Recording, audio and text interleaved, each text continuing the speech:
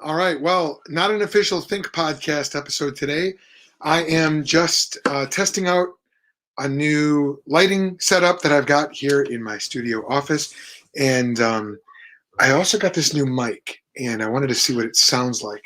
This is like it's like a USB version of Joe Rogan's mic, same one that he uses.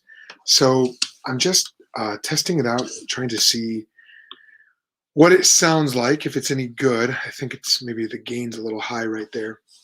Um, so let me know what you think, and whether you think the quality works.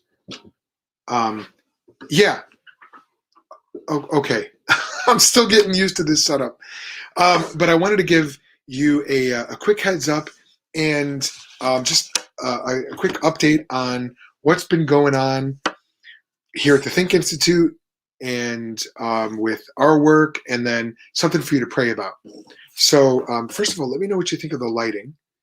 That's number one. Number two, praise God, because I spent my morning teaching is obviously a better word for it, because it was at a school. And I taught an apologetics lecture at Veritas Academy. And I was teaching on the different approaches to apologetics, and talked about how there are really two major approaches to apologetics. And there's one that's that's unbeliever focused, and then one that starts with the Bible. And then I broke down the different apologetic methods. We looked at four of them: existential, evidential, classical, and presuppositional. And you already know which one I favor, presuppositional.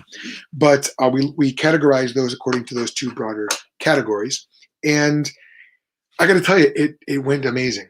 It was incredible. And the students there are very sharp. They're asking great questions. And it's a place that's near and dear to my heart, because my own kids used to go to that co-op for a short period of time. Then COVID hit. We started homeschooling, homeschooling, and then because it's a homeschool co-op, and then we eventually moved out of the city of Chicago. But it was great to be back there. Great to see those folks again, and it's near and dear to my heart too, because I was the principal writer for the curriculum, and which is cool. It's the first time I've done that for someone else. I used to write my own curriculum when I was, I had my own curriculum that I would work off of, but then I would write my own as well when I was a high school teacher. But it was cool designing it for somebody else. Anyway, praise God, it went very well. I'll be back again in April to teach a 3-step method of apologetics.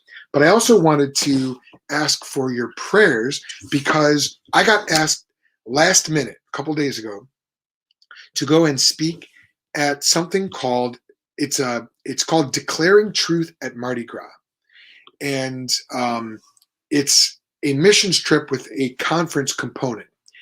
It's a very small group of guys, all men, and it is going to be focused on focused teaching, training, discipleship, and then hitting the streets and doing street witnessing and open air preaching.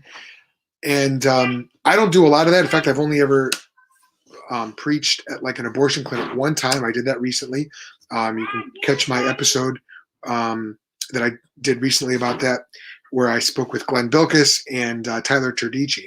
But we're going to be doing some open air preaching, and it should be really, really cool. But that was a very last minute request, and something that I opted into. I said I would do. I actually just got off the phone with the organizer, Zoe White, a few minutes ago. So please be praying for that as I prepare this week, and just I'm going to be speaking, teaching a couple of messages on total depravity.